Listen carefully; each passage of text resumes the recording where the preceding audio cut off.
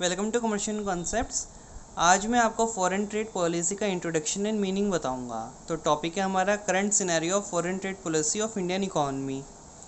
तो foreign trade policy is also called EXIM policy और commercial policy. Foreign trade policy को हम EXIM policy भी कहते हैं और commercial policy. Foreign trade policy की यानी FTP, इसको शॉर्ट में FTP कहते हैं, और एक्जिम पॉलिसी यानी एक्सपोर्ट एंड इंपोर्ट पॉलिसी और commercial policy. Foreign trade policy frames rules and regulation for exports and imports of a country.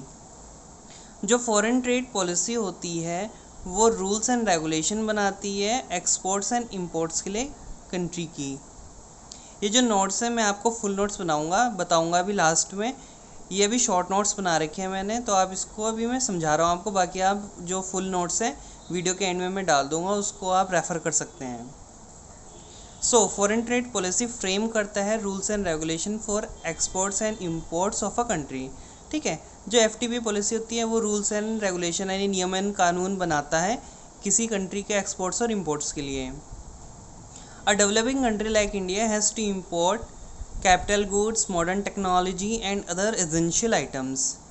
हमारी जो कंट्री इंडिया है वो एक डेवलपिंग कंट्री है, तो डेवलपिंग कंट्री के लिए इंपोर्ट करना काफ़ी ज़्यादा ज़रूरी हो जाता है कैपिटल गुड्स को, मॉडर्न टेक्नोलॉजी को एंड अदर एसेंशियल आइटम्स, ताकि हमारी कंट्री के अंदर डेवलपमेंट हो सके और प्रोडक्शन हो सके। So for payment of imports export has to be promoted. अब क्योंकि हम इंडिया जैसी कंट्री इंपोर्ट करती है capital goods, modern technology and other essential items को, तो कंट्री को बहुत सारा पेमेंट करना होता है। तो पेमेंट करने के लिए जो पैसा आएगा वो हमारा एक्सपोर्ट से आता है, तो हमें एक्सपोर्ट्स को प्रमोट करना होता है। So for payment of imports exports has to be promoted. ठीक है, जो क्योंकि हमने इंपोर्ट करा कैपिटल गुड्स, मॉडर्न टेक्नोलॉजी और अदर एसेंशियल आइटम्स का, तो हमें एक्सपोर्ट को प्रमोट करना होगा। So as to maintain balance between exports and import, ताकि हमारा एक बैलेंस मेंटेन हो चुके एक्सपोर्ट्स और इम्पोर्ट के बीच में। If imports is greater than export then foreign debt will arise which is not desirable. अगर हमारा इम्पोर्ट एक्सपोर्ट से ज़्यादा होगा, मतलब हम ज़्यादा सामान खरीद रहे हैं दूसरी कंट्रीज से, उसकी बजाय हम अपनी कंट्रीज से कम सामान भेज रहे हैं दूसरी कंट्रीज़ में, तो फॉरेन डेट विल अराइज, मतलब हमें दूसरी कंट्रीज़ को पेमेंट करना होगा, विच इज़ नॉट डिज़ायरेबल, जो कि एक डिज़ायरेबल बात नहीं होती है। So for boosting exports government provides various incentives to exporters by offering export promotion scheme. इसीलिए जो गवर्नमेंट है वो एक्सपोर्ट को बूस्टिंग करने के लिए बहुत सारी वेरियस इंसेंटिव्स लेके आती है एक्सपोर्टर्स के लिए। इंसेंटिव्स स्कीम देती है एक्सपोर्टर्स को ऑफरिंग एक्सपोर्ट प्रमोशन स्कीम्स के द्वारा, जिसमें क्या होता है एक्सपोर्ट प्रमोशन स्कीम्स में, एक्सपोर्ट में कोई रिस्ट्रिक्शन नहीं होता है, उसमें रिलैक्सिंग रहती है। ठीक है, उसमें हमें जो टैक्स भी बहुत कम देना पड़ता है, ये सब चीज़ें। Government of India used various restrictions on import by import licensing, import quotas and import duties. जो इंडिया की गवर्नमेंट है वो बहुत सारे रिस्ट्रिक्शन लगा रखे हैं इंपोर्ट्स पे। इंपोर्ट्स हम नेसेसरी चीज़ों को करते हैं, जैसे नेसेसरी चीज़ में हम capital goods, modern technology and other essential items आ गए, लेकिन हमें बहुत ज़्यादा डिपेंडेंट नहीं होना है, तो इसीलिए गवर्नमेंट ने अदर चीज़ों के ऊपर रिस्ट्रिक्शंस लगा रखे हैं। किस तरीके से? उस पर इंपोर्ट लाइसेंसिंग लगा दी है, इंपोर्ट कोटाज लगा दिया और इंपोर्ट ड्यूटीज़। इंपोर्ट लाइसेंसिंग का मतलब क्या होता है कि हम गवर्नमेंट की परमिशन लेते हैं किसी गुड्स को इंपोर्ट करने के लिए, स्पेसिफिक गुड्स को इंपोर्ट करने के लिए हमें गवर्नमेंट की लाइसेंसिंग की ज़रूरत होती है। दूसरा आता है इंपोर्ट कोटाज। इंपोर्ट कोटाज का मतलब ये होता है कि मैक्सिमम लिमिट होती है कि किसी गुड्स को हम किसी पर्टिकुलर क्वांटिटी में ही इंपोर्ट कर सकते हैं। फॉर एग्जांपल सपोज़ हम लेदर को इंपोर्ट करते हैं, तो सपोज़ लेदर की जो हो गई कि हम 1000 मीटर ही इंपोर्ट कर सकते हैं, तो उसकी मैक्सिमम लिमिट हो गई, उससे ज़्यादा नहीं कर सकते। और ये स्पेसिफिक टाइम के लिए रहती है, जैसे 1 महीने, 6 महीने, वो गवर्नमेंट डिसाइड करती है। और इंपोर्ट ड्यूटीज़ होती है। इंपोर्ट ड्यूटीज़ का मतलब होता है जो गुड्स हम इंपोर्ट करते हैं उसमें हमें टैक्स देना होता है। बेसिकली वो कस्टम ड्यूटी होती है।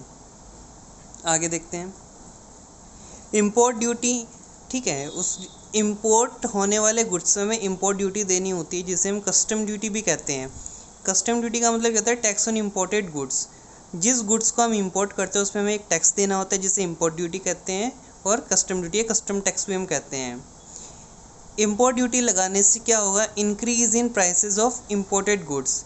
जो इम्पोर्टेड गुड्स होंगे, जिन गुड्स को हम विदेश से इंपोर्ट कर रहे हैं अपनी कंट्री के अंदर, तो उनकी जो कीमत होगी बढ़ जाएगी जैसे इंपोर्ट करेंगे, इसलिए इम्पोर्ट ड्यूटी लगाई जाती है। अब क्योंकि इंक्रीज इन प्राइसेस होगा तो इंडिया का जो इम्पोर्टर होगा वो कहेगा कि इसकी कीमत तो इंपोर्ट से ज़्यादा हो रही है, तो वो इसको अवॉइड करेगा। Restriction on import of goods, ठीक है, और गुड्स में किसी किसी का तो रिस्ट्रिक्शन ही लगा दिया कि हम गुड्स को इंपोर्ट ही नहीं कर सकते। एंड और हमें जो कंसेशन देती है गवर्नमेंट, नॉर्मल चीज़ों में जो छोटी मोटी चीज़ होती हैं, कम ज़रूरी चीज़ों में हमने इम्पोर्ट ड्यूटी लगा रखी होती है, लेकिन गवर्नमेंट कंसेशन भी देती है कैपिटल गुड्स पे, टेक्नोलॉजी पे, रॉ मटेरियल पे। अगर हम कैपिटल गुड्स का, टेक्नोलॉजी का या रॉ मटेरियल का इंपोर्ट करेंगे तो उसमें गवर्नमेंट हमें कंसेशन यानी छूट भी देती है। एक्सपोर्ट्स, एक्सपोर्ट को प्रमोट करने के लिए government various export promotion schemes को लॉन्च किया है, जैसे relaxing export control.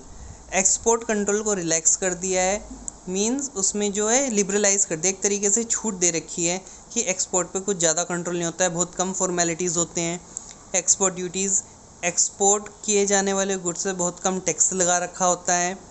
Providing incentive, और गवर्नमेंट इंसेंटिव भी प्रोवाइड करती है कि जैसे अगर आप पर्टिकुलर गुड्स, अगर आप सामान को एक्सपोर्ट करोगे तो आपको कुछ लोन्स में इंसेंटिव मिलेगा, जैसे कंसेशनल लोन देती है एक्सपोर्ट करने के लिए। मतलब कि गवर्नमेंट क्या कहेगी कि आप हमसे लोन लीजिए और अपने गुड्स को मैन्युफैक्चर करिए और एक्सपोर्ट करिए, तो हम आपको वो इंसेंटिव भी प्रोवाइड करने को तैयार हैं।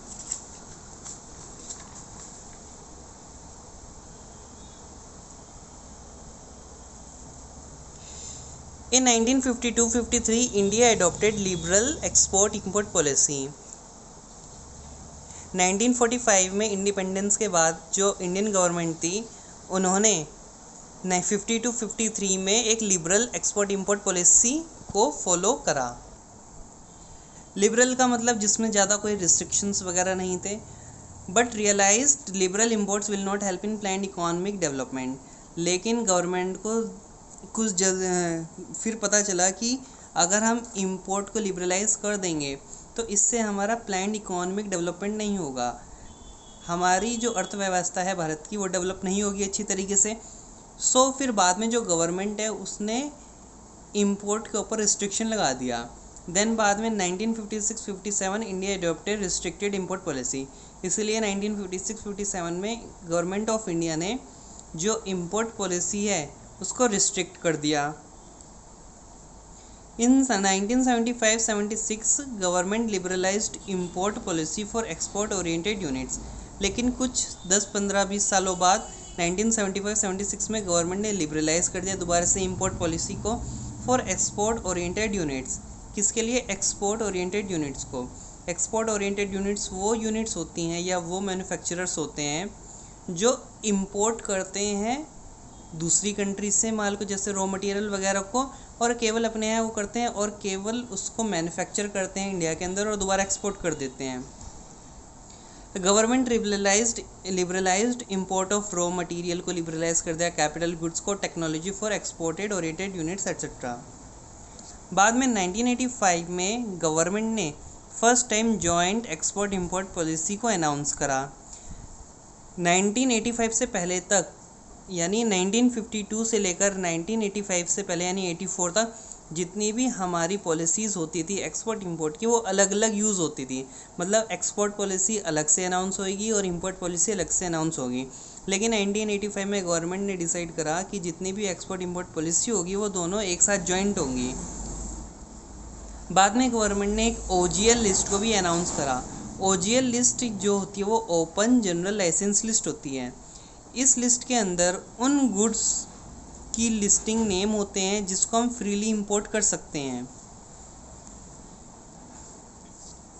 Union commerce and industry minister announces foreign trade policy. Foreign trade policy को कौन अनाउंस करता है? सेंट्रल गवर्नमेंट का commerce and industry minister foreign trade policy को अनाउंस करते हैं। यूनियन को हम सेंट्रल मिनिस्टर भी कह सकते हैं।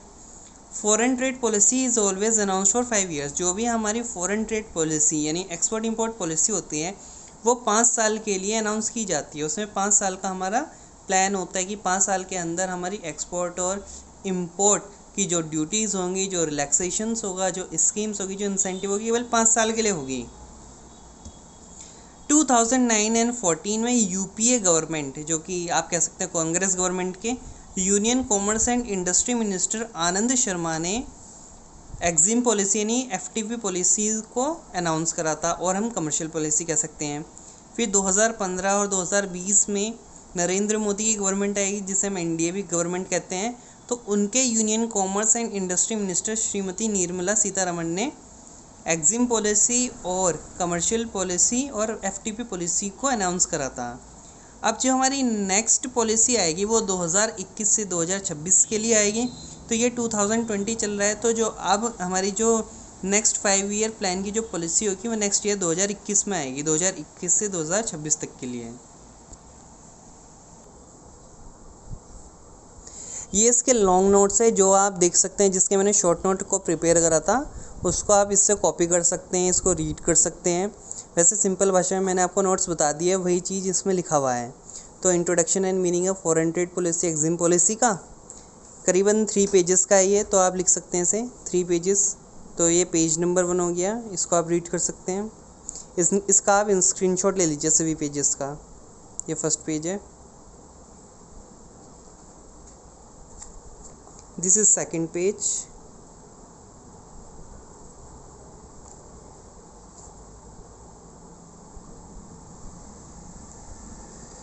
and this is third page.